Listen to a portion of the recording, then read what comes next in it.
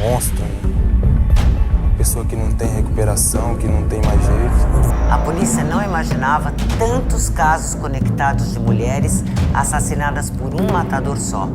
Leandro Basílio Rodrigues é conhecido como maníaco de Guarulhos. Um maníaco de Guarulhos? Assassino e estuprador em série aos 19 anos de idade. Ele vai ser julgado por outros crimes, entre eles roubos, estupros e tráfico de drogas. Me apertando pelo pescoço e ele falava assim, vamos que eu vou te matar. E me xingava de tudo quanto é tipo de nome. Porque elas vão arrastar isso para o resto da vida. Falou que ele tem dois vícios. Um dos vícios deles é o crack e o outro vício seria matar. Leandro Basílio Rodrigues foi condenado por matar 4 mulheres para a prática de necrofilia.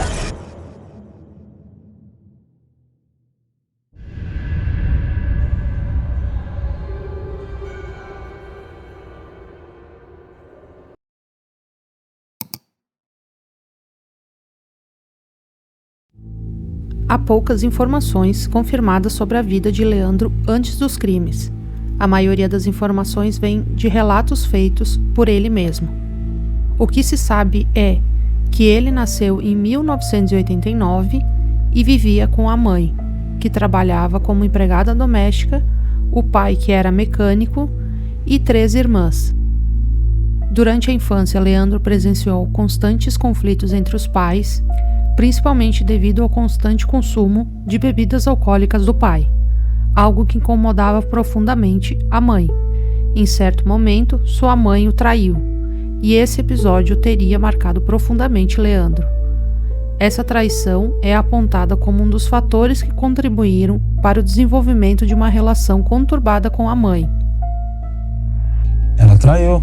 Por mais que eu não admitisse aquilo, mas eu sabia também que, de alguma forma, ela que procurou aquilo para ela, né?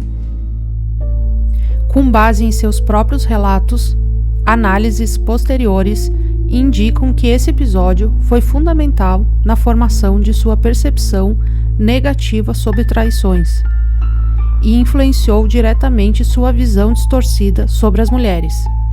Qual é o tipo de mulher que você não gosta? Mulheres promíscuas. Promíscua.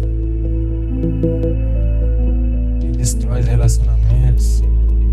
Que trai, né? Segundo relatos da mãe de Leandro, ele teve uma infância considerada normal e apresentava bom desempenho escolar até os 15 anos, quando teve contato com as drogas, e passou a se envolver em atividades criminosas. Na adolescência, ingressou no tráfico de drogas e, posteriormente, começou a trabalhar em um lava-rápido que pertencia à sua madrinha. Foi nesse período que aprendeu a manobrar veículos, que o levou a praticar furtos e roubos de carros. Após constantes desentendimentos familiares, a mãe de Leandro decidiu se separar do marido e se mudou com os filhos para Guarulhos, em São Paulo. Durante essa fase, Leandro testemunhou um episódio em que sua mãe foi baleada por um namorado da época. A relação entre os dois, já fragilizada, se deteriorou ainda mais, marcada por sentimentos de traição, abandono e ressentimento. Foi então que ele saiu de Guarulhos e retornou a Belo Horizonte. As coisas só começaram a piorar. A visão distorcida que Leandro desenvolveu sobre traições foi profundamente influenciada pelo ambiente criminoso em que se inseriu. Nesse meio, segundo ele, a traição era considerada uma ofensa punível com a morte. Essa lógica violenta passou a ser aplicada também às suas relações afetivas, levando-o a enxergar suas namoradas como figuras não confiáveis, passíveis de punição.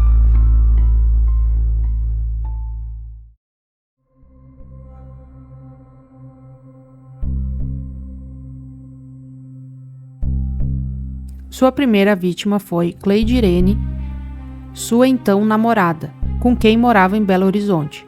O crime ocorreu em 2006, durante uma discussão motivada por uma suspeita de traição. Segundo Leandro, começaram a circular boatos de que Cleidirene o estaria traindo. A situação se agravou quando, de acordo com seu relato, ele próprio a flagrou com outro homem. Dominado pelo ódio e sentimento de vingança, decidiu que ela merecia morrer e a executou com tiros dentro de casa. Ela entrou dentro de casa, alvejei com 2 disparos de arma. Quando cometeu seu primeiro assassinato, Leandro tinha apenas 17 anos. E após o crime, foi encaminhado para uma instituição para jovens infratores, onde permaneceu internado por cerca de 10 meses. No entanto, conseguiu fugir da unidade e retornou para Guarulhos, em São Paulo, onde voltou a morar com a mãe. Foi nesse período que iniciou uma nova sequência de crimes.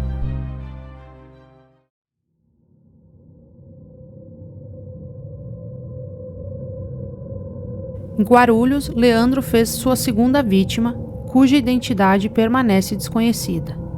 Assim como no caso anterior, a mulher era sua namorada e, segundo ele, o motivo do crime teria sido uma suposta traição. Ela foi morta por asfixia. Teve o mesmo desfecho, felizmente. Você matou também? Ainda muito jovem, Leandro passou a escolher vítimas com as quais não possuía nenhum vínculo afetivo. Usuário de drogas, ele focava em mulheres com aparência frágil, geralmente baixas, magras e algumas usuárias de drogas. Usava como artifício o convite para consumirem drogas juntos, atraindo-as para locais mais afastados, onde ambos se entorpeciam. Ele então atacava suas vítimas, asfixiava as mulheres até que perdessem a vida e com algumas ficou comprovado que Leandro praticou necrofilia.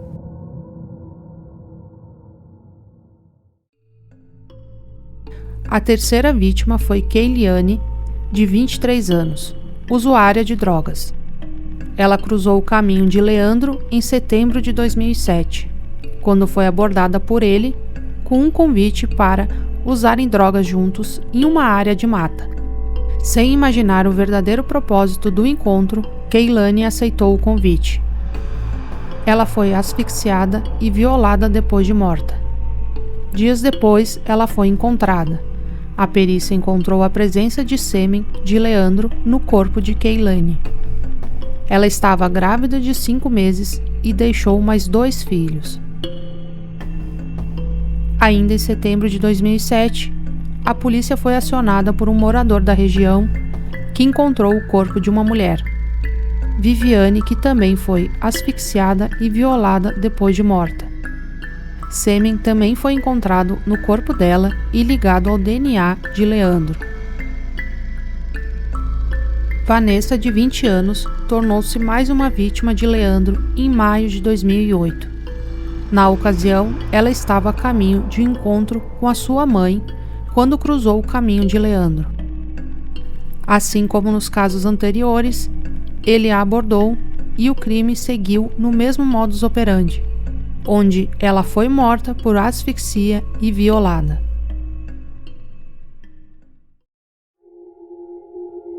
Leandro não sabia os nomes das vítimas, nem suas características físicas, mas se lembrava dos locais onde cometeu os assassinatos, fornecendo informações sobre a data, o nome da rua e o bairro, além de detalhes de como os crimes foram executados.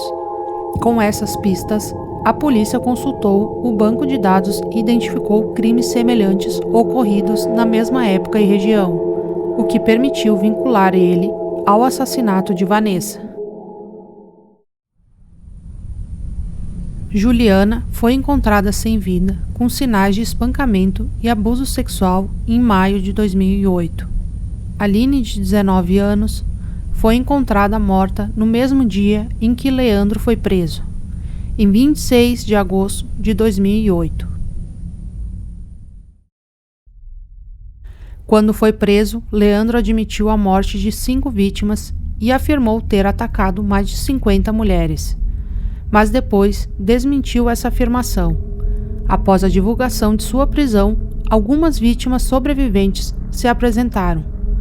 2 delas reconheceram Leandro como criminoso. Ele abordava suas vítimas, forçando elas a ir para um local mais remoto e tentava asfixiá-las. No entanto, por algum motivo, ele não prosseguia com as agressões em todos os casos. Uma das vítimas relatou que acredita ter sobrevivido graças à presença de um guarda que passou pelo local no momento do ataque. Assustado, Leandro desistiu do crime, temendo ser pego. Ele falou assim, vamos, porque senão eu vou te matar. Ele foi e me levou até o local. Levaram-se anos até que Leandro fosse julgado diversas vezes pelos crimes de homicídio, abuso sexual, tráfico de drogas e roubo. Em função de suas condenações, ele foi sentenciado a mais de 180 anos de prisão, mas de acordo com a lei brasileira da época, poderia cumprir no máximo 30 anos de pena.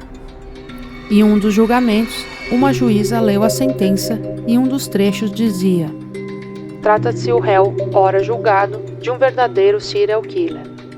Pessoa perigosa que despreza a vida de seus semelhantes, desprovida de qualquer sentimento de compaixão, capaz de atacar e matar brutalmente pessoas que sequer conhece, apenas por reputá-las indignas de viver." Em 2021, Leandro concedeu sua primeira entrevista, na qual negou alguns de seus crimes e afirmou não conhecer algumas das vítimas. Não conheço, nem nunca vi. Durante a entrevista, foi possível observar um pouco mais de suas motivações e de seu modo de pensar. Juliana Teixeira do Nascimento, muito jovem também. Entendi. Se eu não me engano, via também pela televisão. Acontece que a Juliana nunca apareceu em nenhuma reportagem. Vi sim. Não é verdade, porque nem apareceu na televisão, nem nos jornais. Não sei explicar, cara, só que eu continuo negando, entendeu? E vou negar até eu sair daqui, até eu morrer.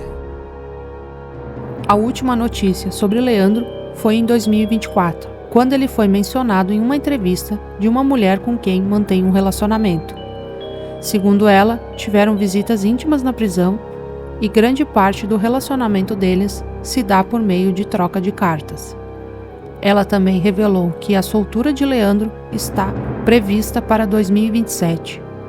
Em sua entrevista, afirmou não ter medo dele e garantiu que ele realmente se arrepende dos crimes. Que ele mudou muito o pensamento dele, que ele se arrependeu de verdade, de coração. Ela também explicou o que fez se apaixonar por ele, que foi sua inteligência. Bom, esse foi o vídeo de hoje. Se cuidem e até logo!